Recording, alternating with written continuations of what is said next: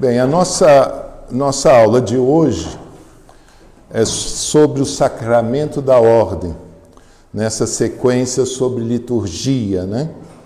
A gente vem aí passando pelos sacramentos, né? Tivemos recentemente a Eucaristia, e antes a confirmação, e antes o batismo, e agora o sacerdócio, o sacramento da ordem. No batismo, né, todos nós somos ungidos sacerdotes, profetas e reis. Nós somos chamados a receber isso de nosso Senhor Jesus, que Ele é, por excelência, sacerdote, profeta e rei. Então, esta vida de Cristo, né, nós recebemos no batismo. E essa vida que nós recebemos no batismo é já o começo da vida eterna que nós queremos gozar eternamente no céu. É a vida que não acaba mais, é a vida que vence a morte. E isso é importante a gente olhar ao considerar o sacramento da ordem, que fala de uma maneira que foca o sacerdócio especial, o sacerdócio ordenado, né? O sacerdócio ministerial, distinto do nosso sacerdócio comum, do nosso sacerdócio de batismo. Para falar do sacramento da ordem, então, de início, a gente fala do sacerdócio em geral, né? E depois a gente vai procurar focar naquele sacerdócio ordenado, né, que esse sacramento realiza. Começando aqui na nossa folhinha, a gente diz que o sacerdócio inicia em Adão, quando o paraíso era o santuário no templo da criação. Então, já Adão é sacerdote. Deus, quando criou Adão, já criou um sacerdote. Já é vocação de Adão o sacerdócio. Dessa maneira ampla, né? Onde nós vemos que o paraíso seria aquele santuário onde há o encontro com Deus dentro do templo da criação. Essa é a visão original, né, do ser humano na sua relação com Deus, lá no paraíso. Esse sacerdócio de Adão, ele vai propagar para os filhos deles, né? Os seus filhos vão oferecer sacrifícios a Deus, né? Já Caim e Abel, a gente já sabe que os dois oferecem, e essa descendência de Adão chega a Noé, né? Que é um dos filhos descendentes de Adão e Eva. E Noé, depois do dilúvio, das primeiras coisas que ele faz após o dilúvio é oferecer um sacrifício. Então aí a gente vê também o sacerdócio em Noé, que vai propagar para os seus filhos, né? Noé teve 3 filhos, né? Sendo que um foi desprezado devido a um comportamento indevido, né? Então ele foi colocado meio de lado. O fato é que depois de Noé nós vamos encontrar 2 linhas sacerdotais, né? 2 linhagens sacerdotais. Uma é a linhagem de Abraão, né? que oferece Isaac, né? A gente se lembra que ele vai oferecer Isaac e na última hora Deus providencia um cordeiro que ele oferece no lugar do filho, né? Mas está aí o sacerdócio, né? E aí a aliança, né, com Abraão, que vai se estabelecendo e se consolida eminentemente a partir desse gesto sacerdotal dele, de ofertar. De Abraão, né, e a sua descendência, isso vai chegar até Moisés, né? Depois que os 12 filhos, né, as 12 tribos, na verdade, dos 12 filhos de Jacó, né, Abraão tem Isaac, Isaac tem Jacó, de Jacó os 12 filhos, que são as 12 tribos, que é o povo de Israel, que vai para o Egito e sai do Egito comandados por Moisés, né? E Moisés vai oferecer sacrifício, né? E a gente tem lá no livro do Êxodo toda uma explicação de como esses sacrifícios. Já recentemente a gente esteve festejando o Corpus Christi, se vocês se lembram, a primeira leitura era um sacrifício que Moisés fez, né, logo após ter proclamado as palavras que Deus tinha dado e que o povo se comprometeu a seguir, né? E ali fechou uma aliança, né, do povo com Deus pelo sangue da vítima oferecida em sacrifício. Isso é a primeira leitura na festa de Corpus Christi. Então está aí o sacerdócio de Moisés, que depois ele vai passar para Arão, né, e de Arão para os seus filhos, né? Então a família de Arão é uma família sacerdotal, né? E eles são da tribo de Levi. Mais tarde a própria tribo inteira de Levi vai ser uma tribo dedicada ao serviço do Senhor. Eles, de certa forma, vão tomar o lugar do que antes eram os primogênitos de todas as famílias do povo.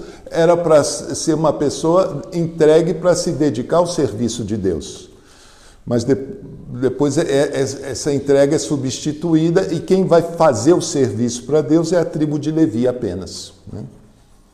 Mas, então, esse é o processo desse ministério, né, desse serviço sacerdotal, dessa linhagem, né, que vai até Arão, os seus filhos, e depois para os levitas também. Essa é uma linhagem. A outra, né, é uma linhagem mais misteriosa, não é tão evidente, mas segue junto, né? É a linhagem que começa com, que a gente vê em Melquisedeque, né? Que começa, ele aparece justamente porque Abraão, né, vai entregar a ele os despojos, né, uma espécie de dízimo, né? Porque ele é sacerdote, diz que ele é sacerdote do Altíssimo, né? Aparece ele com pão e vinho, né? E ele dá uma bênção a Abraão, né? E é misterioso, né, essa linhagem sacerdotal de Melquisedeque, que era rei de Salém, né? Ele era rei na cidade de Salém. É aí que ele exercia o seu sacerdócio, né? Era um rei sacerdote. Aonde que vamos ver de novo aparecer esse sacerdócio dessa linhagem de Melquisedeque? Em Davi, no rei Davi, que estabelece o seu trono na cidade de Jerusalém, que é o novo nome de Salém. Então, Davi vai ser o novo governante ali, o novo rei, né, dessa cidade, e aí ele herda, então, o sacerdócio de Melquisedeque. E tem o salmo que vai dizer: tu és sacerdote segundo a ordem de Melquisedeque. Isso é dito para o Davi, né, pelo salmista.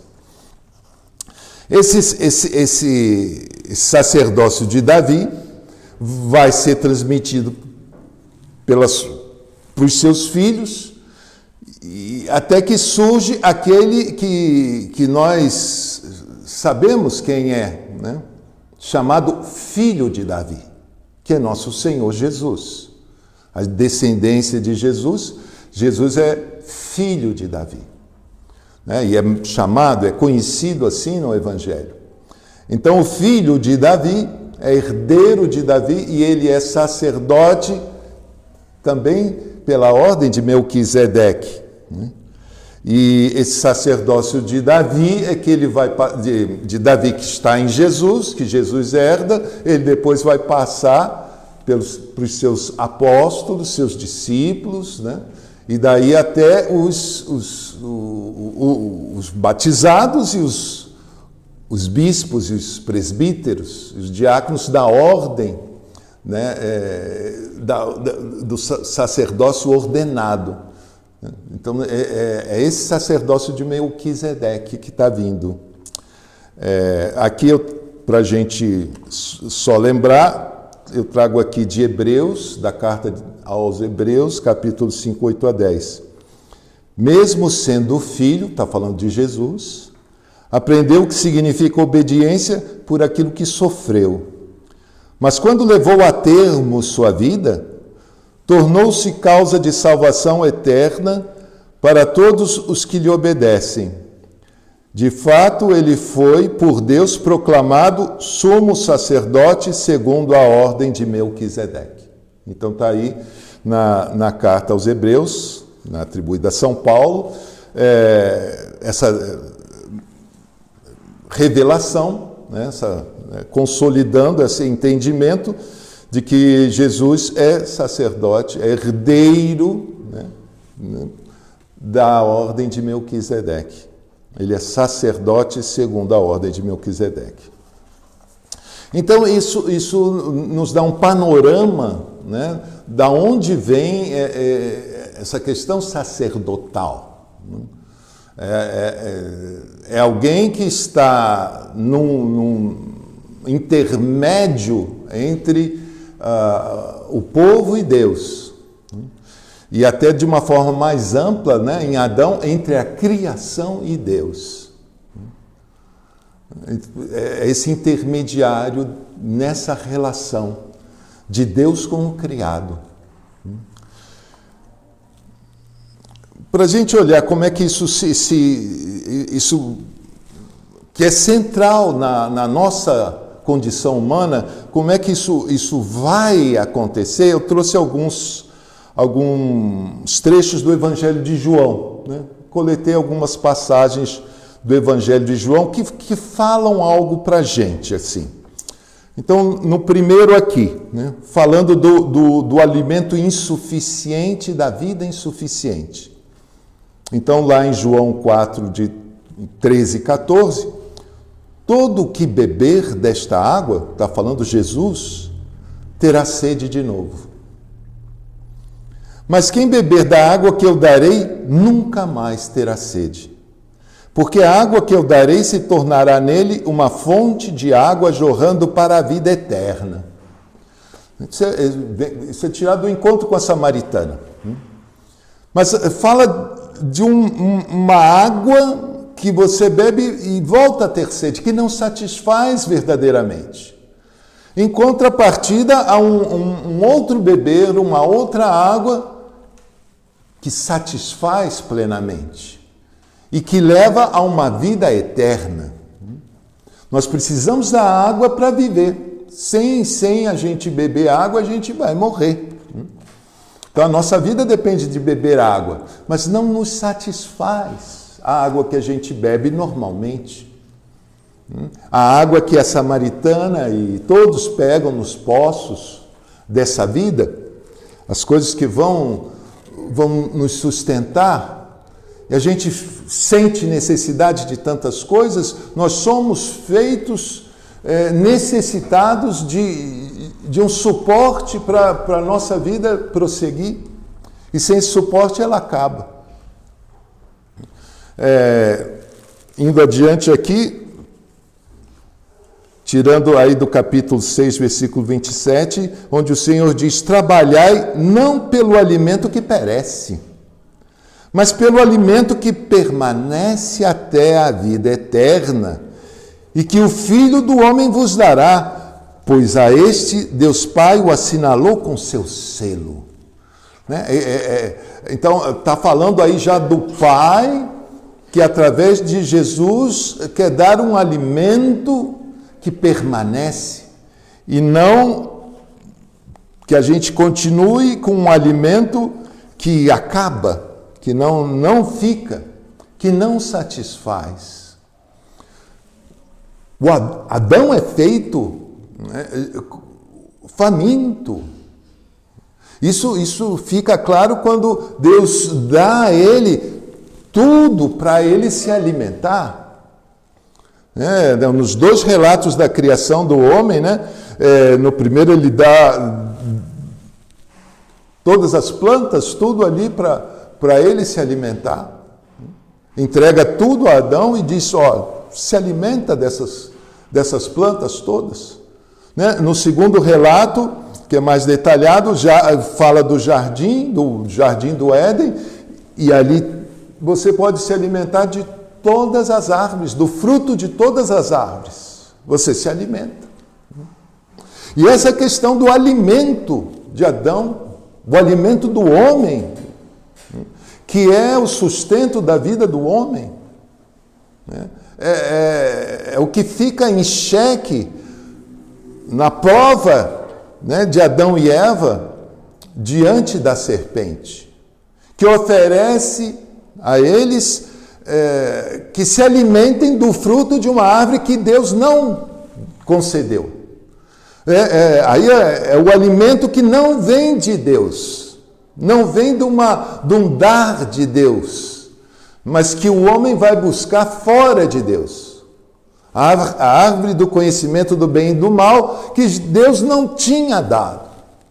A serpente até vai falar, Deus proibiu vocês comerem das frutas das árvores, e Eva vai dizer, não, a gente pode comer de todas, só não pode comer dessa árvore, do bem e do mal. Porque ele diz que se a gente for comer, aí a gente vai acabar morrendo. Mas eles se enganam e vão atrás, acham bom comer sem ser vindo da mão de Deus. E quando você vai comer sem ser vindo de Deus, você não recebe disso a vida que é o Deus. Deus é vida. E aí, sem receber a vida que vem de Deus, reina a morte, né, na condição humana a partir de então. Aí entra a morte na condição humana, porque você se alimenta não mais daquele que é a fonte da vida. E aí, isso está refletido aqui quando Jesus vem oferecer, né, um jeito de beber e comer, né, que vai nos satisfazer plenamente. Nós precisamos nos alimentar de Deus. Nós fomos feitos para Deus, né? Agostinho vai dizer, né, que nós ficamos inquietos porque Deus nos fez para Ele, enquanto a gente não é dele, a gente está com o coração insatisfeito, inquieto. Né? Então, isso está sendo retratado aqui quando, né, Jesus está falando desse alimento insuficiente, a vida insuficiente. Indo um pouco adiante, Jesus fala do alimento que vem de Deus. João 6, 32 a 35.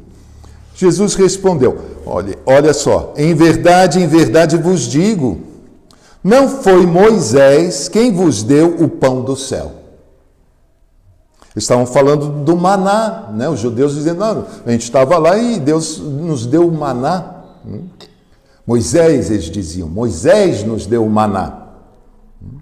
Comparando, sabendo, o Senhor é maior que Moisés, né? Falando com Jesus. Moisés nos deu o maná. E aí Jesus vai corrigi-los. Porque esse maná, olha, né? Ele diz, não foi Moisés quem vos deu o pão do céu. É meu Pai quem vos dá o verdadeiro pão do céu. Pois o pão de Deus é aquele que desce do céu e dá vida ao mundo. Eles então pediram, Senhor, dá-nos sempre desse pão. Jesus lhes disse, eu sou o pão da vida. Quem vem a mim não terá mais fome, e quem crê em mim nunca mais terá sede.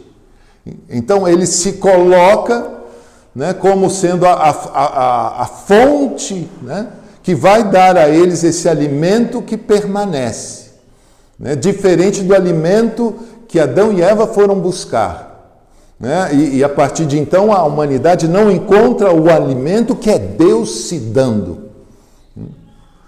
E Jesus vem dizer, ó, o maná na verdade não era Moisés, era Deus que estava dando, mas quem é o verdadeiro pão sou eu. Eu que estou aqui me dando a vocês para que vocês tenham vida. O alimento que vem de Deus. Indo adiante, vamos ver o ciclo do dar e receber a vida, né? Como o amor que é Deus que é amor, né, nos quer dar esse ciclo, nos quer fazer participar de um ciclo onde a vida é dada, é recebida, é dada, é recebida, é dada, é recebida.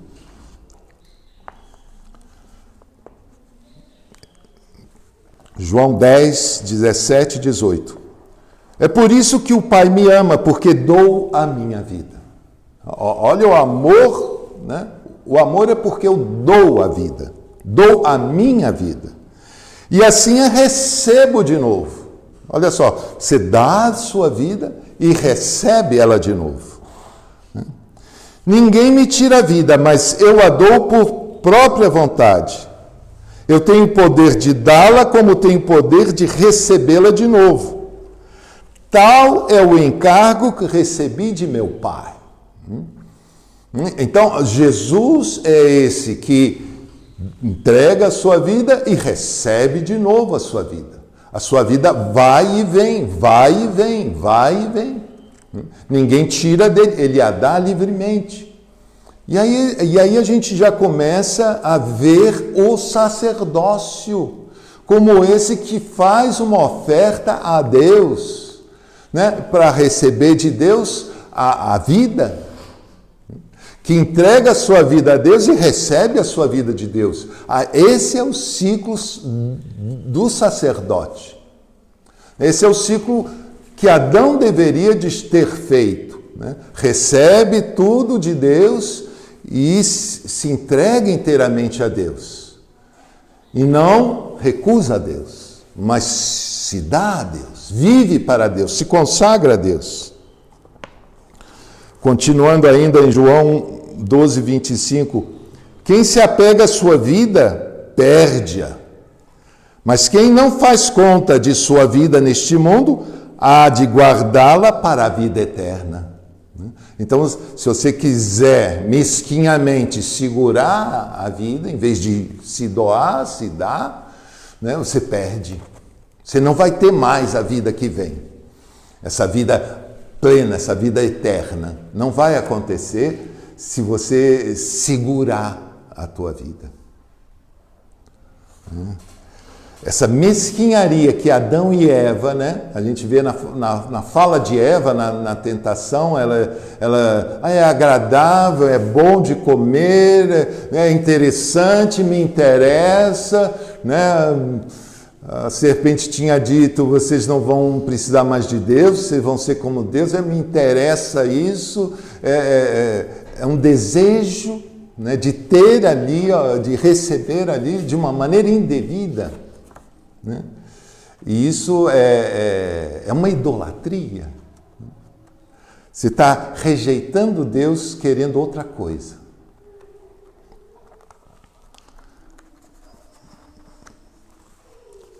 Seguindo ainda, vendo como a obediência é essencial nessa vida que Jesus vem trazer para nós, que é a vida que Adão perdeu, né?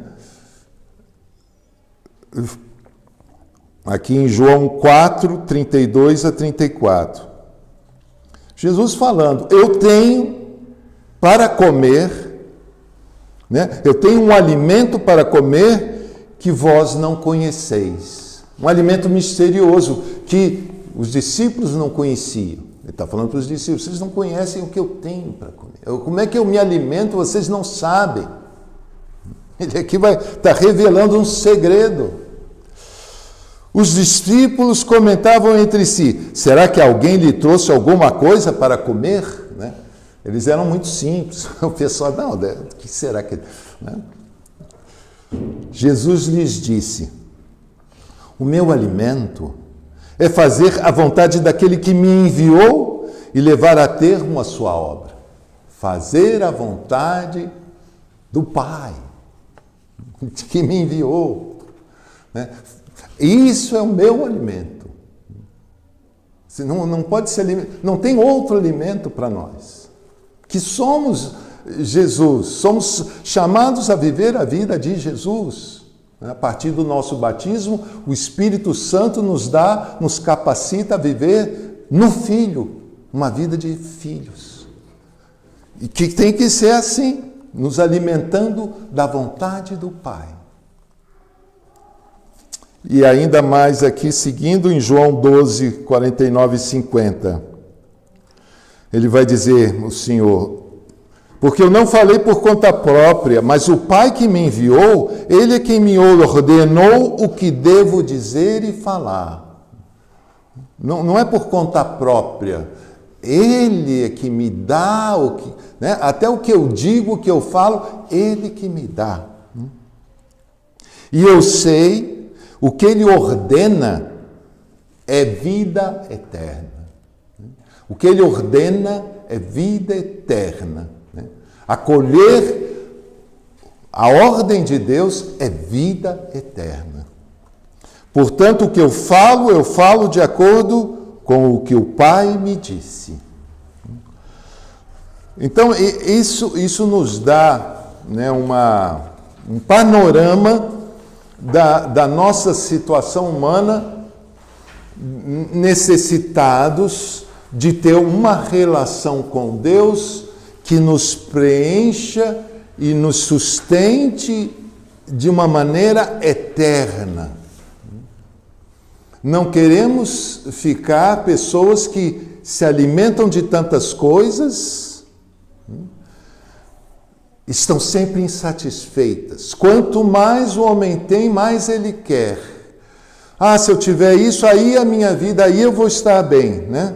Aí consegue aquilo e de novo já está querendo algo mais. E sempre algo mais, algo mais. Então você vai atrás de coisas que você busca por você, né, seguindo o modelo de Adão e Eva, em vez de ir ao encontro daquilo que Deus está te dando. Se entregando a esse Deus que se dá a você. Recebendo de Deus. Para de novo fazer a sua entrega a Ele, para receber de novo dele, se entregar mais ainda e receber mais, e isso até a vida eterna. Né? Isso até uma plenitude na glória eterna, que nós vamos viver, queira Deus, de uma maneira que é incapaz de nós sonharmos sequer. Né? Aonde chega esse beber do amor de Deus. Esse processo, né, de dar a Deus e receber de Deus, dar a Deus e receber de Deus, é o ofício do sacerdote. O sacerdote, ele faz isso para si, né, e para os seus. E aí vamos entrar aqui já no rito da ordenação. Eu não vou entrar no detalhe de todo o rito, mas procurei algumas partes, deixa eu ver. Começa aqui. Pela sagrada ordenação, alguns fiéis são instituídos em nome de Cristo e recebem o dom do Espírito Santo para apacentar a igreja pela palavra e pela graça de Deus. Apacentar a igreja pela palavra e pela graça, né? Então são alguns fiéis, fiéis porque algum batizado, alguém que precisa ser batizado, é um dos fiéis, né? São instituídos para receber o Espírito Santo para terem esse serviço de apacentar, que vem de uma palavra simples, né? Levar ao pasto. Não é mais do que isso, fazer pastar, que é se alimentar. Por isso que a gente está ainda vendo que estamos nessa conversa de comida o tempo todo, né? Então, esses pastores, né, guiam e nutrem o rebanho. Então, a ordenação é esses que são, de uma maneira especial, instituídos em nome de Cristo para isso. E aqui, seguindo, com efeito, aqui é uma frase que a construção é difícil, né? Vamos ver se a gente quebra ela direitinho. É um português que eles sintetizaram muito. Por meio de seus apóstolos, Cristo, a quem o Pai santificou e enviou ao mundo, ou seja, Cristo, por meio dos apóstolos, tornou os bispos, que são sucessores dos apóstolos, participantes da sua consagração e missão. Então, Cristo, que o Pai santificou e enviou ao mundo, então tem uma missão, Cristo é um missionário do Pai, né? Através dos apóstolos, torna os bispos sucessores, seus sucessores, os sucessores dos bispos, participantes dessa consagração e missão. E esses transmitiram legitimamente na igreja o munus do seu ministério em grau diversos a diversos sujeitos. Então, aqui a gente vê o que a gente pode chamar a sucessão discipular, onde de Jesus é dado aos apóstolos, dos apóstolos aos seus sucessores, e esses aos seus, e aí em diante, né? E os bispos, né, que são os sucessores dos apóstolos, seguem de bispo em bispo até o nosso bispo, até os bispos de hoje. Todos eles têm o seu sacerdócio obtido dessa maneira.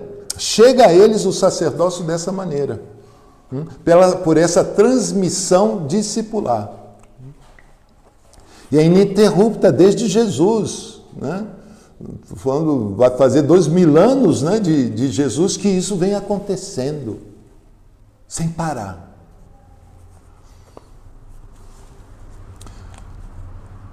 Assim, o ministério eclesiástico, instituído por Deus, é exercido em ordens diversas por aqueles que desde a antiguidade são chamados bispos, presbíteros e diáconos. Então, já estamos vendo que o sacramento da ordem ordena tem três tipos de ordenação, né? Bispo, presbítero e diácono. São três tipos de ordenação que esse sacramento faz, né? Os bispos, aí começa do primeiro aqui, os bispos, eles são revestidos da plenitude do sacramento da ordem. Então, esse sacramento da ordem tem um grau, uma gradação. A gradação máxima é a do bispo, né? Depois a do presbítero e menos ainda a do diácono, né? A principal é do bispo. Eles foram revestidos da plenitude do sacramento da ordem pelo Espírito Santo, que na ordenação lhes foi dado. Tudo isso é pelo poder do Espírito Santo, eles recebem um poder pelo Espírito Santo. Foram constituídos verdadeiros e autênticos mestres da fé, pontífices e pastores. Mestres da fé, pontífices, fazem essa ponte entre Deus e os homens, e pastores, quer dizer, guiam, levam, nutrem, e como tais, presidem ao rebanho do Senhor na pessoa de Cristo chefe, né? Então, Cristo constituiu uma igreja, né? Ele fundou uma igreja sobre Pedro, sobre a pedra que é Pedro, né? E essa igreja, nós somos os membros dessa igreja, que é chamado também corpo de Cristo, onde ele é a cabeça e nós os membros. Essa igreja que é corpo de Cristo, nela precisa haver uma representação especial do Cristo cabeça. E isso é dado aos bispos. Como tais, presidem o rebanho do Senhor na pessoa de Cristo chefe, né? É o Cristo cabeça, ele encabeça o rebanho. Os presbíteros, embora não tenham fastígio do pontificado e dependam dos bispos, ou seja, eles não têm esse peso de fazer essa ponte, eles dependem dessa ponte do bispo. O bispo é que faz a ligação direta, eles dependem do bispo para isso. No exercício do seu poder, estão-lhes, contudo, associados na dignidade sacerdotal e, por força do sacramento da ordem, são consagrados à imagem de Cristo, sumo e eterno sacerdote, para pregar o evangelho, apacentar os fiéis e celebrar o culto divino como verdadeiros sacerdotes do Novo Testamento. E aqui já fazendo, então, uma ponte com os sacerdotes do Antigo Testamento, que a gente viu há pouco quando a gente falou de Moisés e de Melquisedeque, né? Mas principalmente Moisés, a gente tem lá no livro do Êxodo, no livro do Levítico, toda uma descrição de como era esse sacerdócio. E é interessante que a gente vai encontrar no trabalho, né, no exercício do sacerdote do Novo Testamento, muito, de certa forma, uma recuperação de muito daquilo que já estava ali, pelo menos como semente, no sacerdócio do Antigo Testamento. Mas ali também a gente tinha visto que tem Arão, que é a classe sacerdotal, eles que vão no Santo dos Santos, eles que fazem a purgação geral dos pecados, eles têm uma atividade especial, e tem os levitas, que não são dessa classe sacerdotal, mas que são seus assistentes diretos e que participam junto com eles. Então aqui também nós temos o bispo e os presbíteros, né? São dois níveis, né? Mas um é dependente do outro, né? O presbítero depende de um bispo, né? Ele está fazendo tudo em obediência a um bispo. Os diáconos são-lhes impostas as mãos, não para o sacerdócio, mas para o ministério sagrado, serviço sagrado, né? Fortalecidos com a graça sacramental, servem o povo de Deus em união com o bispo e seu presbitério, né? Que é a união dos sacerdotes daquele bispo, na diaconia da liturgia, da palavra e da caridade, né? Então eles ajudam na liturgia, na palavra. A gente sabe que eles leem o Evangelho na missa, por exemplo, é a palavra, e na caridade, nas obras de caridade também. Tem várias funções aí do diácono.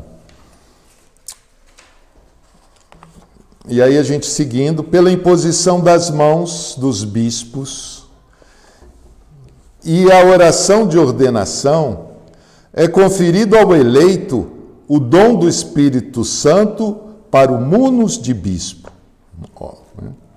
Estas palavras pertencem à natureza da ordenação, de tal maneira que são exigidas para a validade do ato. Olha só, o sacramento, aí estamos entrando no sacramento, a imposição das mãos e essas palavras. Enviai agora sobre este eleito a força que de vós procede, o Espírito soberano, que destes ao vosso amado Filho Jesus Cristo. E ele transmitiu aos santos apóstolos, que fundaram a igreja por toda parte, como vosso templo, para a glória e perene louvor de vosso nome. Então, o sacramento se dá pela imposição das mãos e essas palavras, essa prece. Aí acontece a ordenação. Assim como na Santa Missa, no sacramento da missa, também tem as palavras do padre e as espécies do pão e do vinho. Né? No batismo nós temos a água e as palavras, eu te batizo em nome do Pai, do Filho e do Espírito Santo. Isso que é o centro, né, do sacramento.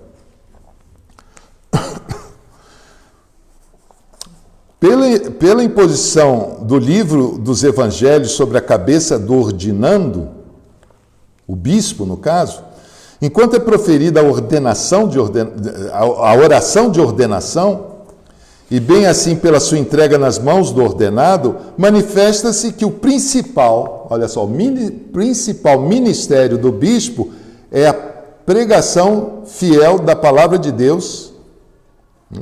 Então, depois a gente vai ver, a ordenação é feita enquanto seguram um evangelho em cima do novo bispo, o candidato a bispo. Né? Ele está de joelhos, seguram um evangelho em cima dele e é feita a oração. Né? Antes disso, tinham todos imposto a mão, né, em cima dele. Né?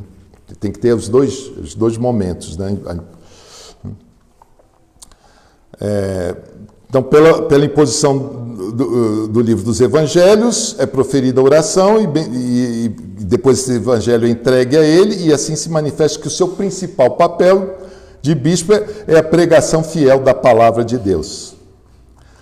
Pela unção na cabeça é significada a participação peculiar do bispo no sacerdócio de Cristo.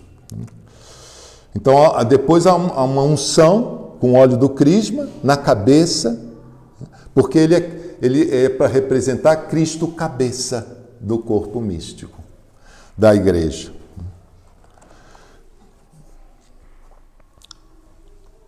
Pela entrega do anel, depois é entregue um anel a ele, indica-se a fidelidade do bispo para com a igreja, esposa de Deus.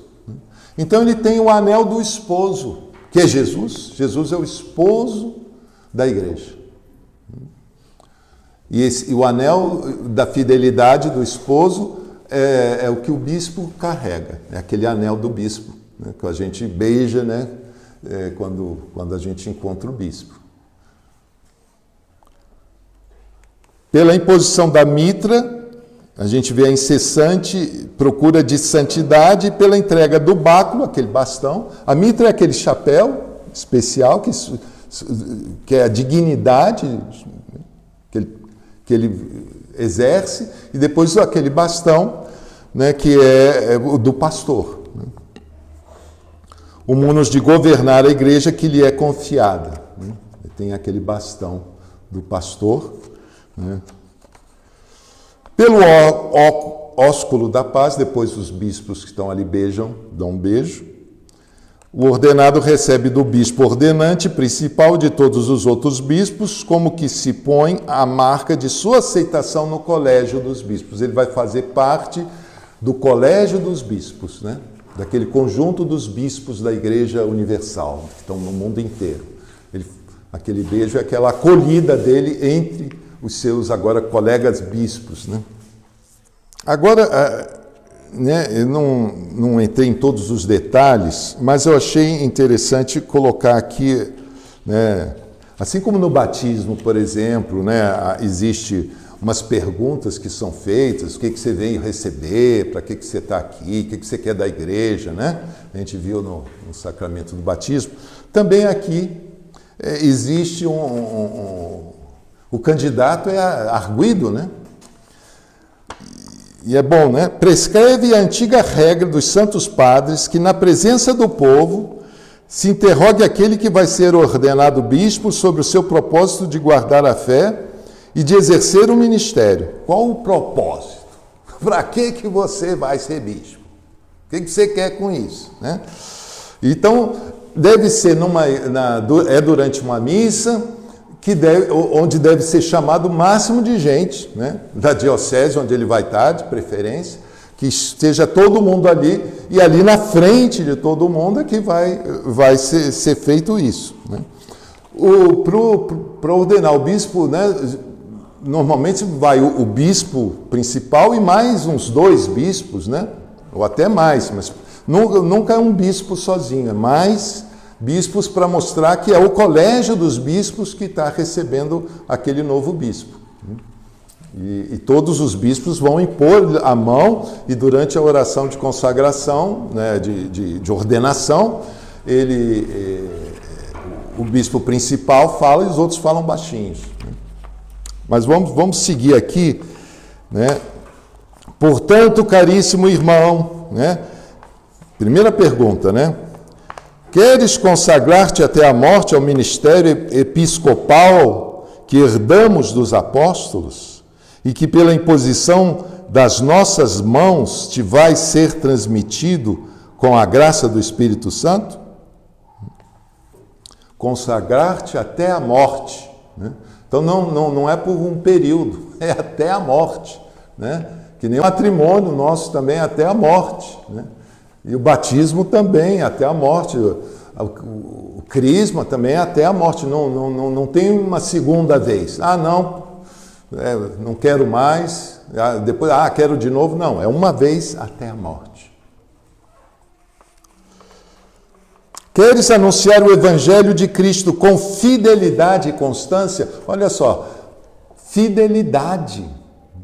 Ele tem que ser fiel ao anunciar o Evangelho. E constância, né? Não é de vez em quando, não.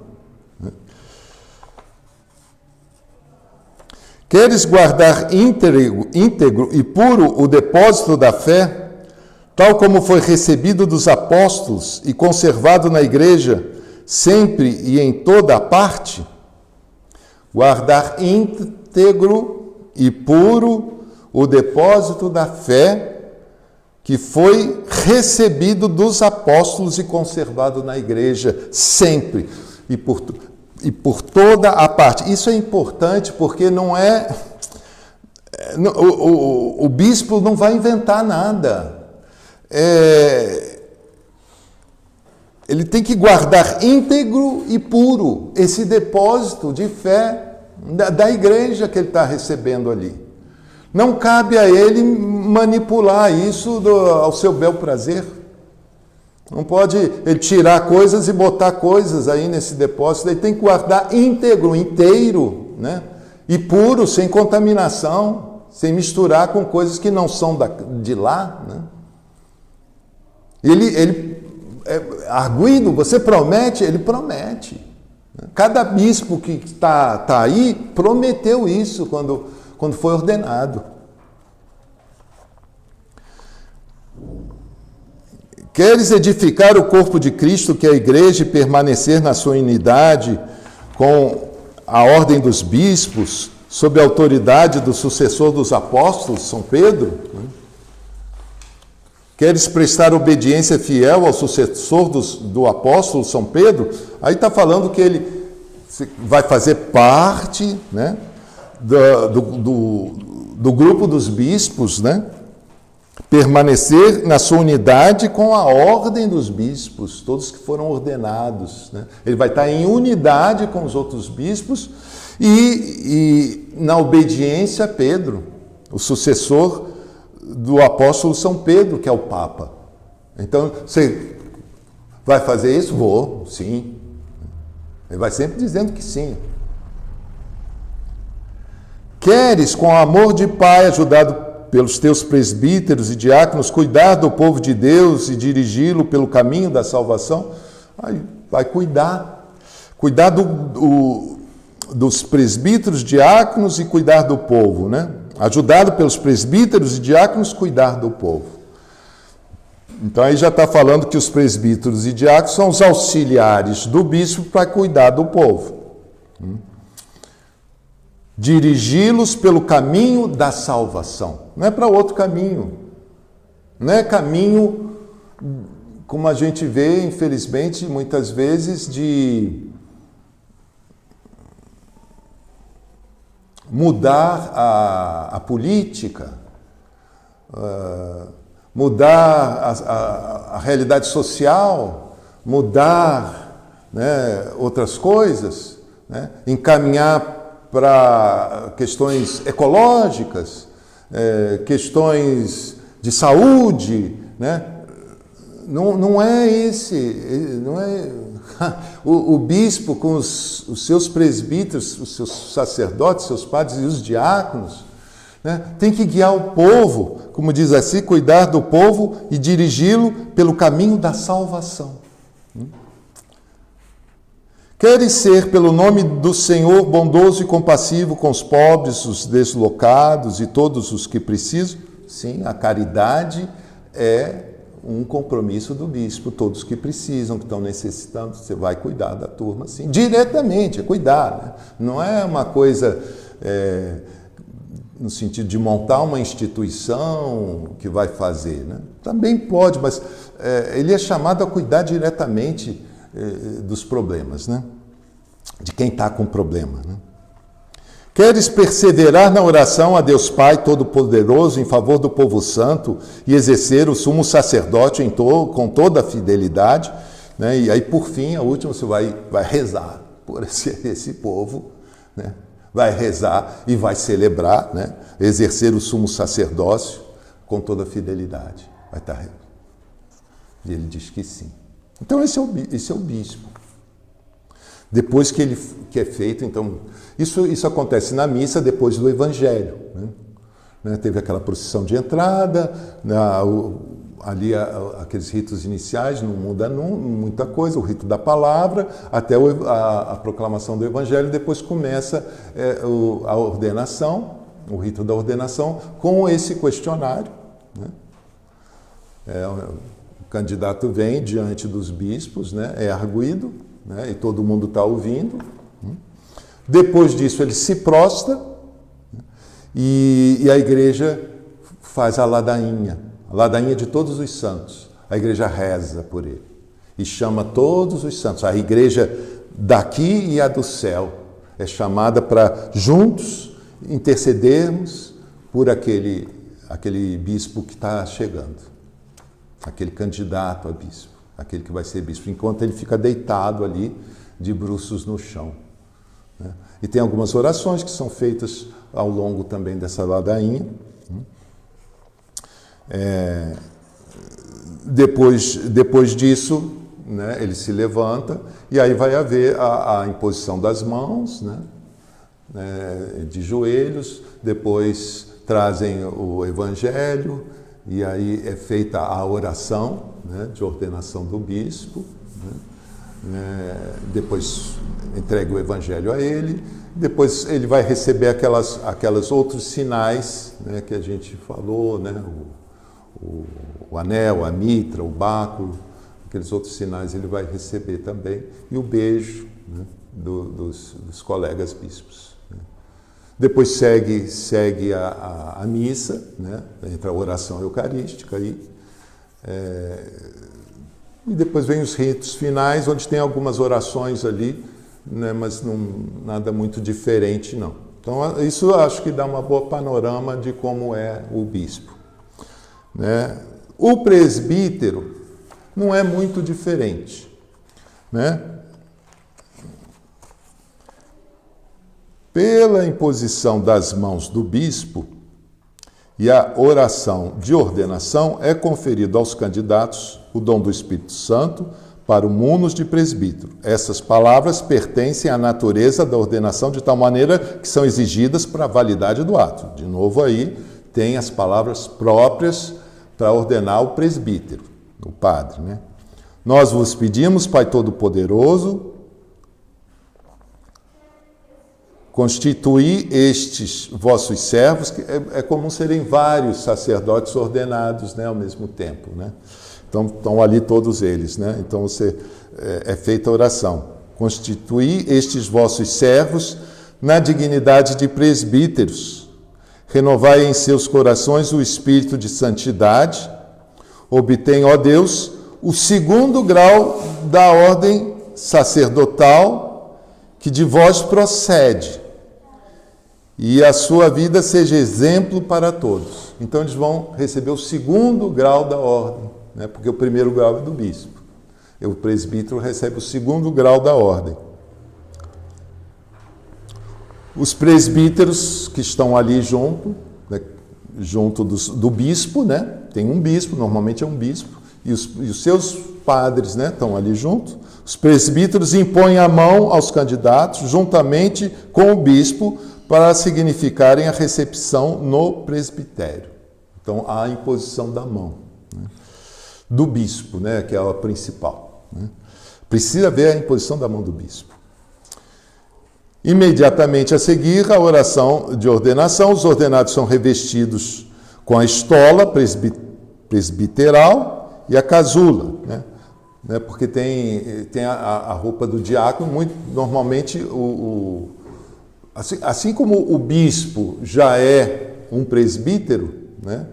Já era presbítero antes, né? O presbítero já normalmente é diácono antes, ele já era diácono. E o diácono tem aquela estola cruzada, né, que eles usam, né, e a dalmática, né, que é uma casula, uma espécie de casula que eles usam. Então, eles não levam isso, e lá na ordenação eles vão receber, então, a estola de sacerdote, de presbítero mesmo. E a casula, né? E aí a casula mesmo, né? Eles são revestidos, pelas quais é manifestado exteriormente o ministério que, a partir de agora, realizam na liturgia, né? Então, quando você vê o padre de estola, com a casula, esse sinal de que ele é o padre que vai exercer o seu sacerdócio ali. Este ministério é ainda mais explicitado por outros sinais. E aí tem um outro sinal que é a unção das mãos.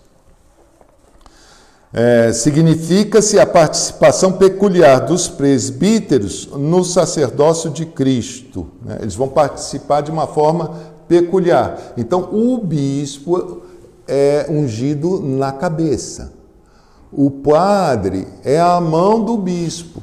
Então, ele é ungido na mão, não na cabeça. Porque o bispo é a cabeça, ele é a mão. Então, ele é ungido na mão, né? É um costume até ele ficar com a estola amarrada na mão, né, guardando aqui a unção, né?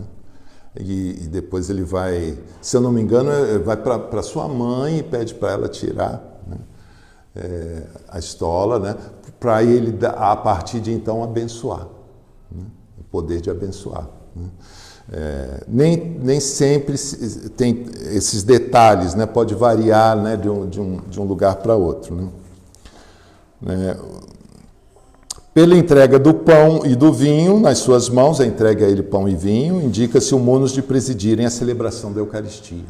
A entrega a ele pão e vinho para isso, e de seguirem a Cristo o crucificado. Eles seguem Cristo crucificado, aquele que dá a vida.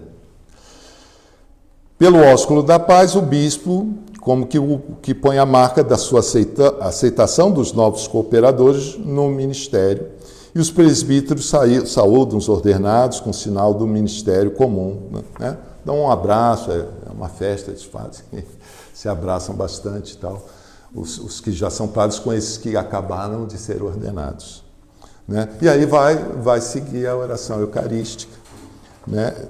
Antes disso, tem aquele diálogo, né, como a gente viu com o bispo, né? Então, depois do evangelho, os candidatos vêm e cada um vai ter que responder essas perguntas. É pessoal, cada um tem que dizer, né? Antes de seres admitidos à ordem dos presbíteros, deveis manifestar diante do povo o propósito de receber esse ministério. Qual é o teu propósito de ser presbítero? Quereis exercer sempre o ministério do sacerdócio no grau de presbíteros, como zelosos cooperadores da ordem dos bispos, apacentando a grei do Senhor sob a ação do Espírito Santo? Então, eles vão ser cooperadores da ordem dos bispos. Então, tem o colégio dos bispos, eles cooperam com os bispos, né? Apacentando a grei do Senhor sob a ação do Espírito Santo. Eles colaboram para isso.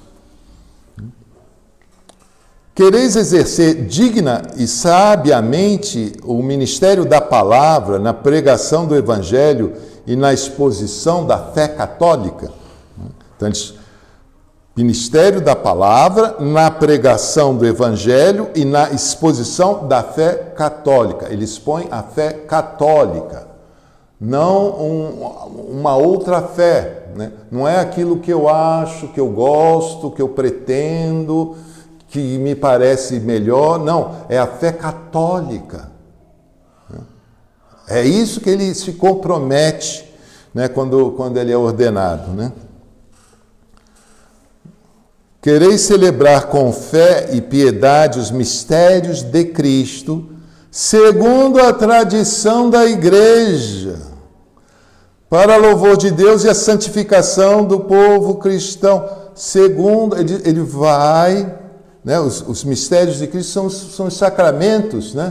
Segundo a tradição, não pode inventar, né? Você segue uma tradição, você não faz do seu jeito, você não inova.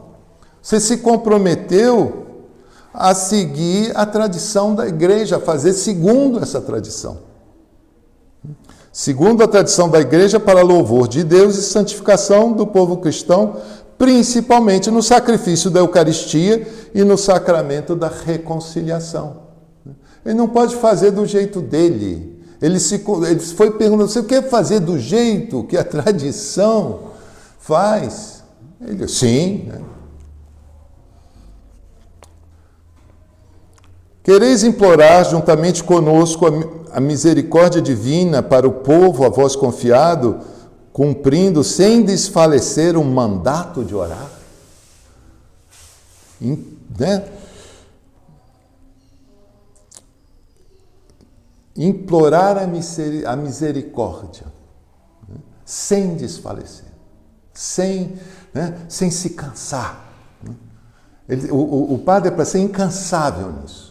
Implorar a Deus, né? Diante da miséria, né? que bate no coração dele, cabe a ele ser incansável, implorar a Deus misericórdia. Né? Ele leva essa miséria ao coração de Deus.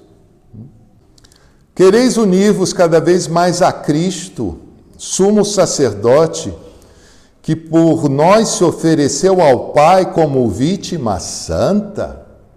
Você quer? Né? Cada vez mais, né? Se unir cada vez mais nesse que se oferece como vítima, e com ele consagrar-vos a Deus para a salvação dos homens, né? É consagrado a Deus. Ele não é mais parte do que não é sagrado. Então, ele é uma pessoa separada. Então, nós tivemos hoje de manhã aula com um padre, né, com a sua roupa de padre. Não uma roupa comum, não uma roupa qualquer. Né? Por quê? Porque ele não é um qualquer. Né? Ele é um separado para ser de Deus. Ele é consagrado. Né? A vida dele, tudo ligado a ele, é sagrado. Então, ele se propõe a isso quando ele é ordenado. É perguntado a ele. Seguidamente, cada um dos eleitos se aproxima do bispo e, ajoelhado diante dele, põe as mãos juntas entre as mãos do bispo. Olha só como né, o poder do padre, do sacerdote, do presbítero, né, está dentro do poder do bispo. Né? É o bispo que segura as mãos do padre dentro das dele. E ali o bispo pergunta, né? Pegou a mão do sacerdote, botou, né? E pergunta, olhando nos olhos dele: prometes-me a mim e aos meus sucessores reverência e obediência? Você vai ser obediente? Né? Vai ter reverência e obediência? Aí, prometo. Né? Aí conclui, depois vai vir, depois segue semelhante ao do bispo, a prostração, a ladainha, né? Então eles se prostram todos, é rezada a ladainha de todos os santos, é invocado toda a igreja, né? Todos que estiverem ali, junto com os santos do céu, rezam por esses que vão ser padres, né? A partir dali é que eles vão depois se levantar e aí começa a ordenação em si, né? Que a gente já falou, né? Para depois seguir a Eucaristia. Eu não trouxe, né, para a gente não prolongar, o do diácono, né, que a mecânica é mais ou menos a mesma, né? Lógico que é uma outra oração, é um pouco mais simples a oração, mas segue a mesma. É sacramento da ordem, né? A ordem do diácono, ele não vai ser um sacerdote. Ele não é sacerdote, ele é diácono. O presbítero é um sacerdote e o bispo é sacerdote no grau eminente, né? Mas o diácono não é sacerdote, mas ele é um servidor, né? Então ele também recebe o evangelho, como ele também vai anunciar a palavra, né? Tem algumas diferenças, mas é basicamente a mesma coisa.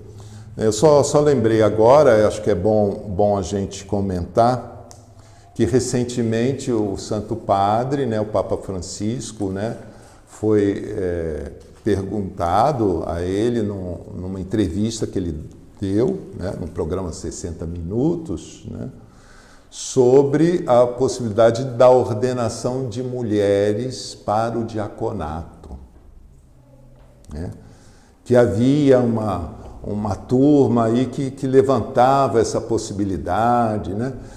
Pelo menos para o diaconato, se elas poderiam ter mulheres. E depois que a moça fez a pergunta, o Papa respondeu, não. Simplesmente não. Eu via esse trecho da entrevista. Não, né? Ah, mas se falou, né? Ele diz, as mulheres têm um papel enorme dentro da igreja, ajudam muitíssimo a igreja. Agora, dentro, né, do clero, não. Como clérigos, não. Ou seja, como ordenadas, não, né? Podem servir de mil maneiras de outros títulos, mas não como ordem. Porque os apóstolos eram todos homens, né? Eles são a imagem do esposo, né? E vocês viram como o próprio presbítero está totalmente conjugado, né? Subordinado ao bispo, né? A ordem plena é do bispo, né? O resto tudo participa do bispo. E o bispo tem até o anel do noivo, né? Então, realmente, a igreja, né, São João Paulo II falou bastante, deixou isso bem claro, a igreja não tem como ordenar mulheres, né, e ser fiel ao seu Senhor. Foi do padrão da igreja também, né? Não tem, né? Tem auxiliares, mas ordenação não tem. Você não vai ver lá, né, Paulo fazendo isso. Então, os apóstolos não fizeram, né, e os bispos agora com o Papa não vão fazer, né? Não na Igreja de Cristo, que é a Igreja Católica, né? Outras denominações estão fazendo, mas não a Igreja Católica. Só queria voltar à questão do sacerdócio comum que nós temos. Nós somos sacerdotes também, mas estamos sob o comando dos bispos, né? Nós temos o comando, temos esses que lideram, que vão à frente, né? Mas não acaba com eles, né? Todo esse trabalho, né? Eles têm o papel deles e cabe a nós ocuparmos do nosso papel, né? E até de alguma maneira cobrar deles que exerçam o papel deles, né? e cobrar de nós exercermos o nosso papel. O padre Fabiano nos dizia ainda há pouco da importância disso, né? Fazer a nossa parte. Na medida em que o povo, né, se coloca na postura correta, né, isso ajuda, né, os presbíteros, os bispos também ficarem na postura correta. Né? E uma coisa que eu não falei, mas lembrando agora, é um dever nosso, né? É um dever nosso rezar sempre por eles. Não é um trabalho fácil, é um trabalho pesado. E cabe a nós estarmos sempre em oração pelos bispos e pelos padres. Amém? Amém. É isso.